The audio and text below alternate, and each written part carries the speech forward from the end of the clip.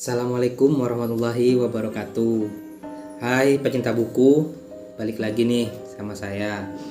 Kali ini saya akan membahas dua buku karya Habib Hussein Ja'far, yang kebetulan beliau adalah keturunan Madura swasta sih. Hai, nah saya sendiri Yusron juga sebenarnya asli Madura, dan alhamdulillah Madura negeri. Tepatnya di Sumeneb, di ujung timur Pulau Madura nih. Saya tinggal di sini. Nah, kali ini saya akan membahas dua buku tentang karya Habib Hussein, di mana saya sangat senang sekali akhirnya ada penulis Madura yang benar-benar wow gitu, booming, populer gitu. Nah, saya akan bahas dua buku ini.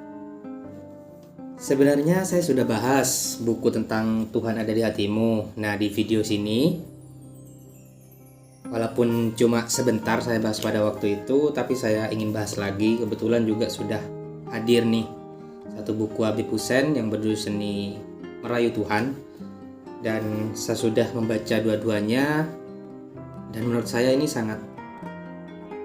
sangat bahasannya populer bagi kaum milenial, Muslim milenial kayak saya ini ya.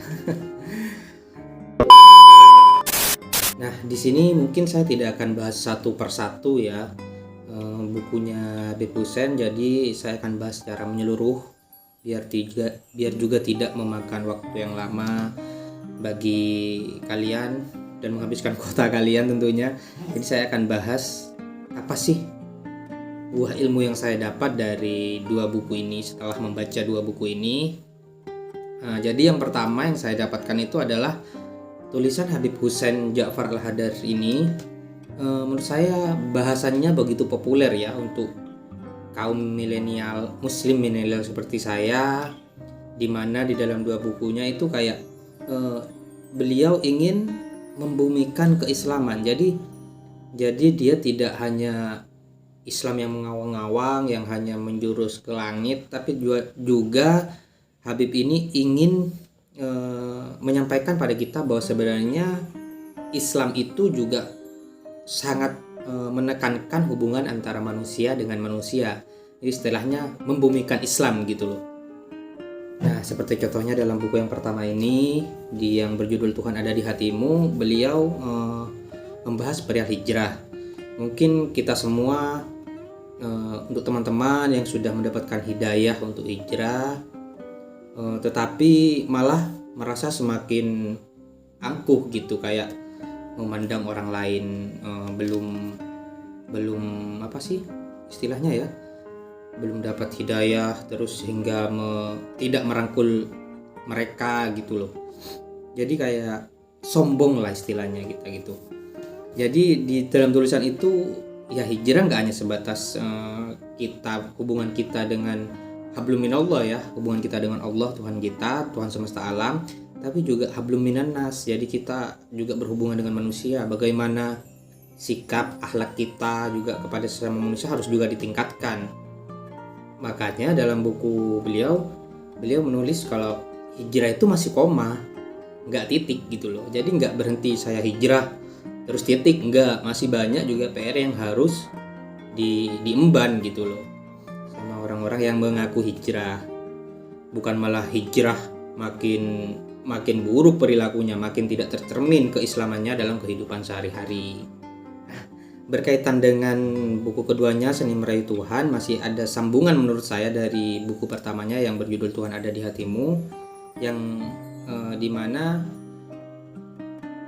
kita sebagai umat muslim memang hubungan hablum minallah itu sangat penting, tetapi nggak cukup di situ, nggak titik di situ, tapi ada hablum minannas yang lebih diutamakan. Jadi dalam buku di Seni Merayu Tuhan, perbuatan baik kita kepada sesama manusia ataupun kepada makhluk lain seperti binatang, seperti tumbuhan, itu adalah seni dalam hidup kita, untuk merayu Tuhan, untuk merayu agar Tuhan menurunkan rahmatnya kepada kita, sehingga kita lapang-lapang aja gitu menjalani hidup. Seperti contohnya ketika kita sudah hijrah terus melihat teman kita ataupun orang lain masih dalam kubangan dosa, lantas kita berpikir bahwa dia pasti udah ahli neraka atau dia sudah pasti kaum tersesat gitu. Kita nggak boleh teman-teman untuk berpikiran seperti itu, karena itu kayak kita mendahului Tuhan gitu, mendahului takdir Tuhan. Kita tidak pernah tahu masa depan kayak gimana. Siapa tahu orang yang kita anggap buruk ternyata pada akhirnya dia meninggal dengan husnul khotimah, dan malah kita yang berbangga diri dengan ibadah yang kita lakukan, dengan hijrah yang kita lakukan. Siapa tahu kita mati dengan keadaan su'ul khotimah. Nauzubillah, semoga kita tidak seperti itu, dan jangan pernah berpikiran seperti itu teman-teman. Jadi dalam bukunya ini Habib Hussein menekankan bahwa ayolah kita berislam yang memang benar-benar Islam gitu loh. Ayolah umat muslim kita terapkan Islam dalam kehidupan sehari-hari, dalam kehidupan sosial.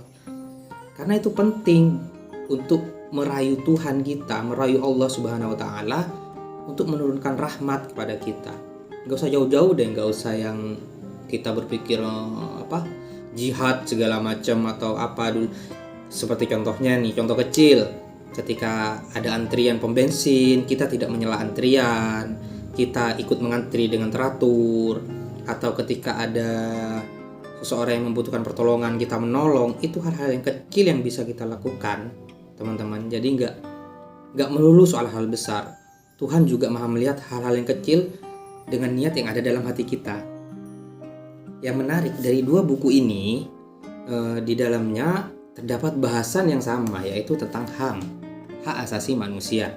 Jadi di sini Habib Hussein ingin menekankan bahwa memang perbuatan kita kepada sesama manusia itu penting banget dalam menjadi umat muslim yang baik, yang menurut Al-Quran dan Sunnah. Dimana dalam bahasa Islamnya itu adalah akhlak.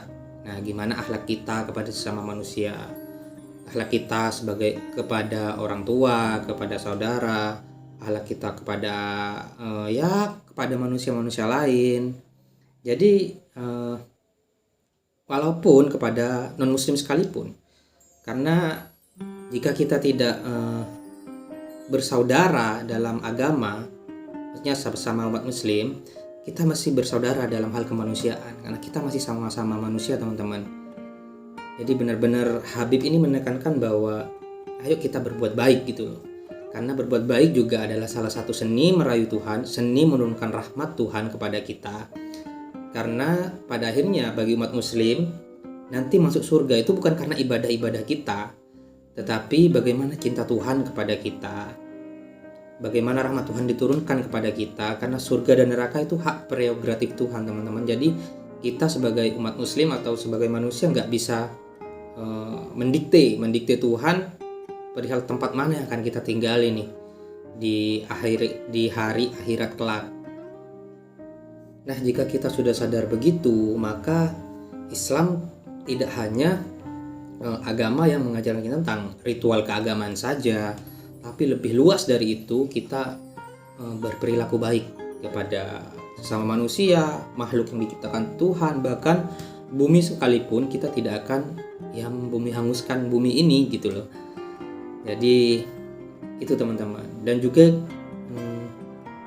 terakhir nih, kata Habib Hussein, benar saja itu tidak cukup, kebenaran saja itu tidak cukup. Kebenaran juga memiliki dua sayap, yaitu keindahan dan kebaikan. Nah, jika sudah kebenaran bersayapkan keindahan dan kebaikan, maka terciptalah kebijaksanaan teman-teman. Kita akan lebih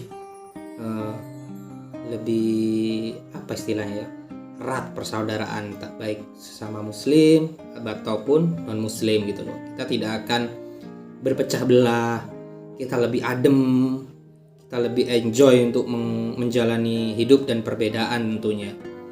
Karena di dalam Islam pun diajarkan lakum dinukum waliyadin, agamamu, agamaku. Jadi begitu teman-teman. Jadi jangan jadi seperti anekdot seperti ini. Terakhir, anekdot yang mengatakan bahwa yang bercerita tentang suatu hari ada seseorang yang ingin taubat. Karena dia adalah pelaku maksiat, dia pergi ke masjid. Nah, di dalam masjid dia sholat dan gerakannya masih salah-salah, namanya juga pelaku maksiat yang jarang ibadah ya. Jadi gerakannya itu salah-salah. Akhirnya seluruh mata yang ada di masjid itu orang-orang melihat dia dengan sinis, dengan tanpa ingin mengajari gitu. Akhirnya si pelaku maksiat tadi risih gitu loh.